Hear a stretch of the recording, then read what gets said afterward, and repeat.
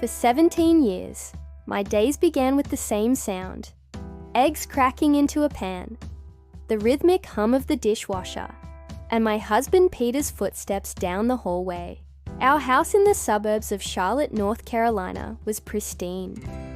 The hedges were trimmed, the hardwood floors gleamed, and the air smelled faintly of cinnamon and disinfectant. I was what every neighborhood potluck praised: a perfect housewife.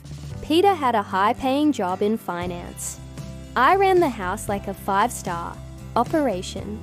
Our 2 kids, Eli and Clara, had everything: violin lessons, soccer tournaments, the best schools. I had a Pinterest-worthy kitchen, a walk-in closet color-coded by season, and a smile that never left my face. But no one ever asked how I was doing.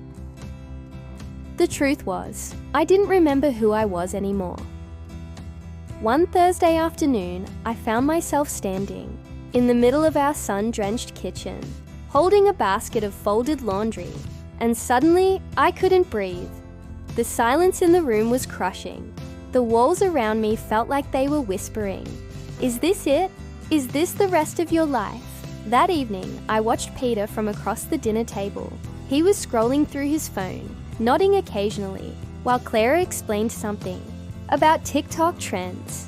Eli was face deep in his mac and cheese. No one noticed I hadn't spoken a single word all night. I excused myself quietly and went upstairs. That night, I opened an old wooden box under the bed. Inside were yellowing Polaroids, crumpled letters from college, a half-finished manuscript I had written in my 20s, dreams I had buried so deep I forgot they were mine. I used to want to be a writer. I used to want to travel the country in a rust-colored van, meet strangers, and write their stories. I used to laugh without looking around first. I didn't sleep that night.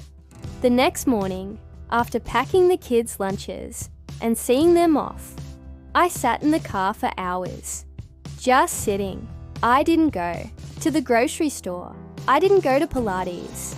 I drove to a quiet lake 20 miles away and stared at the water until sunset. And that was the moment, the one where I realized, if I don't leave now, I'll never leave. If I don't live now, I'll die long before I'm dead.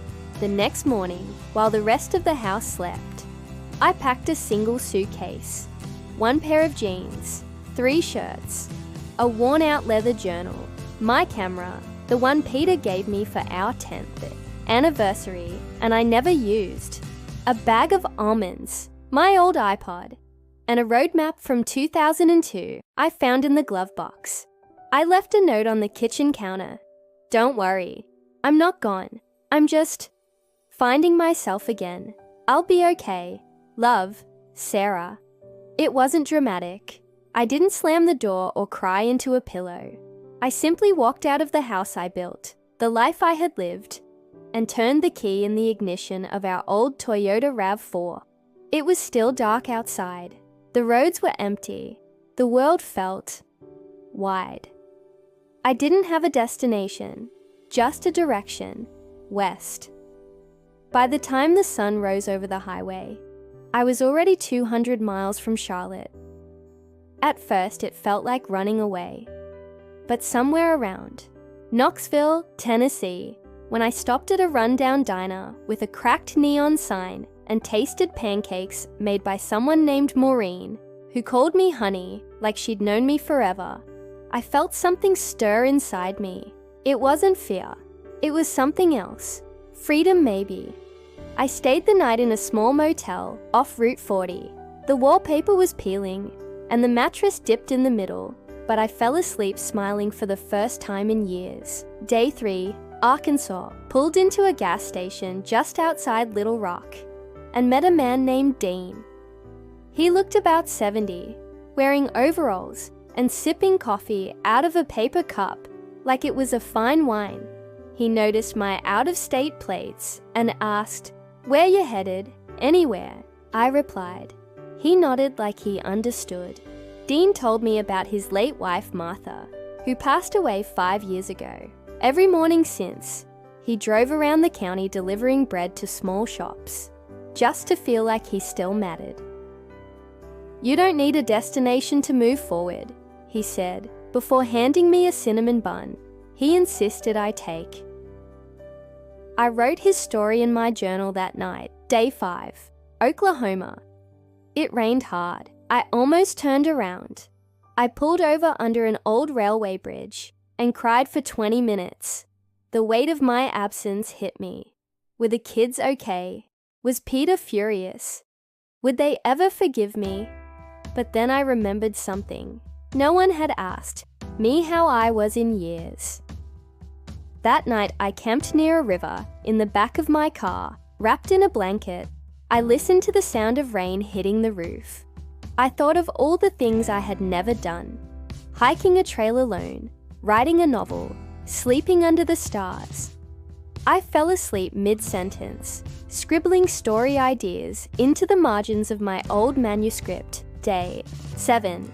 Texas in Amarillo. I found a bookstore cafe with beanbag chairs and a rescue dog that slept between the shelves. I stayed there for 2 days, reading and writing.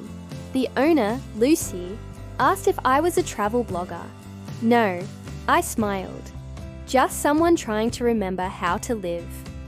Lucy told me I had that kind of face, the kind that looks like it's just begun a journey. Before I left, she slipped me a postcard. On it was written, "You're never lost if you're on your way back to yourself." By the end of the first week, I had written 3 full short stories, taken dozens of photos, and spoken more to strangers than I had to my own husband in the past. 6 months. For the first time, I wasn't just someone's wife or someone's mother. I was just Sarah. It had been 12 days since I left home. By now, the highway had become my companion, and the silence of the car felt like music. I didn't listen to the radio much anymore, just the sound of my own thoughts, and sometimes my own laughter when I remembered who I used to be.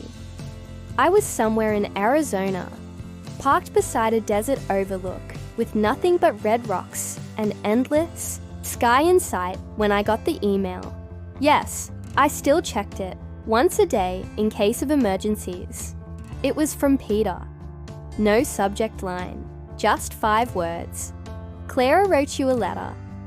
Attached was a photo of a handwritten note in childish cursive, scrawled with a pink glitter pen I recognized.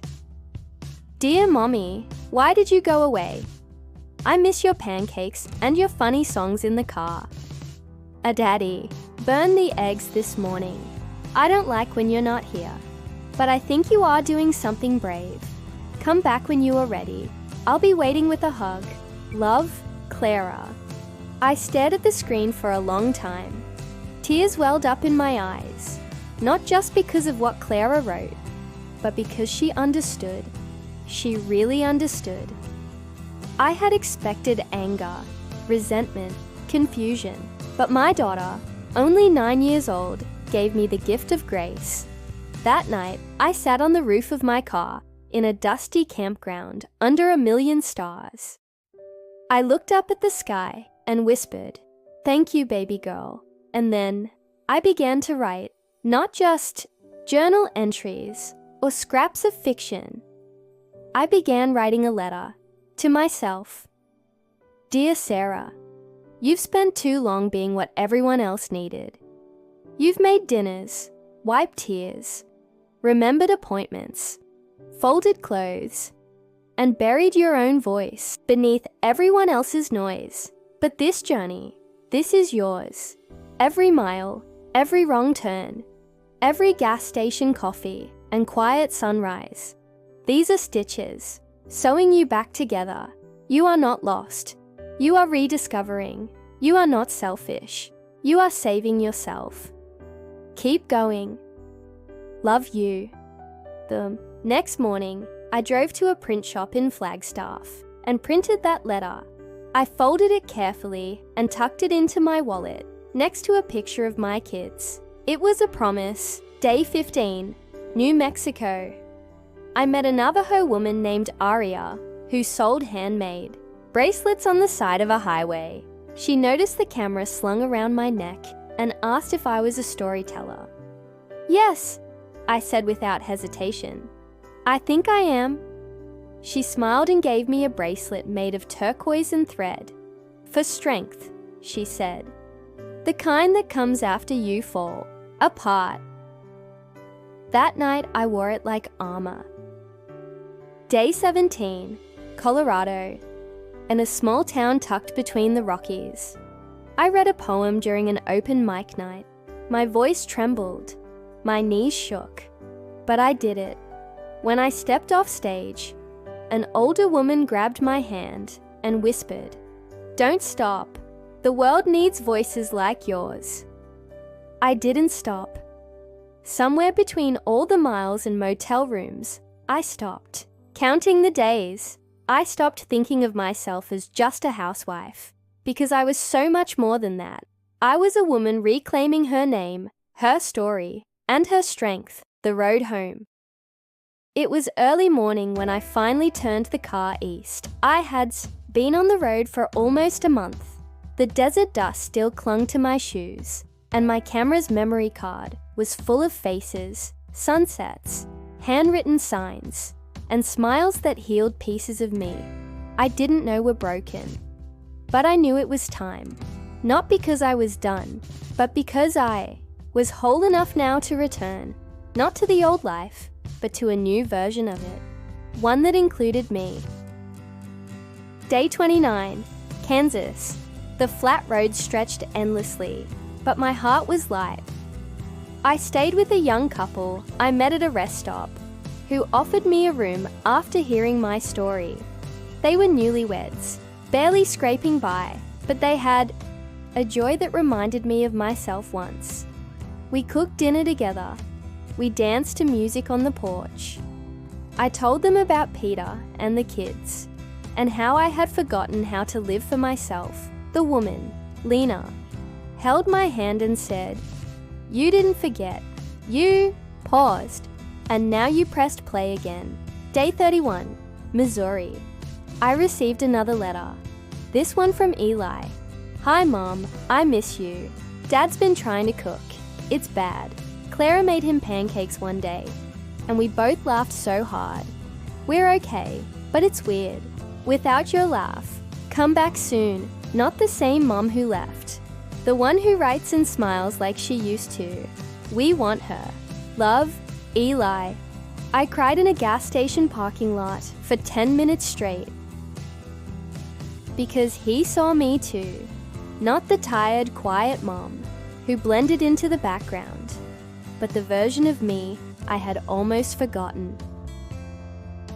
Day 33, the last hotel. I stayed at a lakeside inn in Virginia for my final night on the road. I sat on the dock, watching the reflection of the moon ripple in the water, and thought I wasn't running away. I was running towards something, myself. I wrote a final journal entry that night. I am not just a wife, not just a mother. I am not a house, or a routine, or a checklist. I am a woman with fire in her bones and stories in her skin, and I'm going home, not because I have to, but because I want to. Day 34, home. The driveway looked the same, the hedges still trimmed, the mailbox still slightly crooked, but everything felt different. Clara ran out first, barefoot on the porch. She jumped into my arms with a squeal. Eli followed, his hug quieter but longer. Peter stood by the door, hands in his pockets, unsure. I walked up to him slowly. "I'm not the same," I said softly. "I know," he replied. "I'm glad."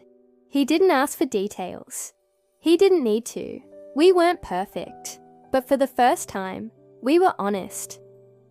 That night, I cooked dinner, pasta with too much garlic, the way I liked it. We laughed at the table. We talked like people who had missed each other. And when I put the kids to bed, I sat in front of my old typewriter and began to write my first real book. Epilogue. It's been a year. I published a memoir titled The Road Back to Me. It became a bestseller, not because it was brilliantly written, but because it was true. Women across the country wrote to me, thanking me for saying the things they were too afraid to admit.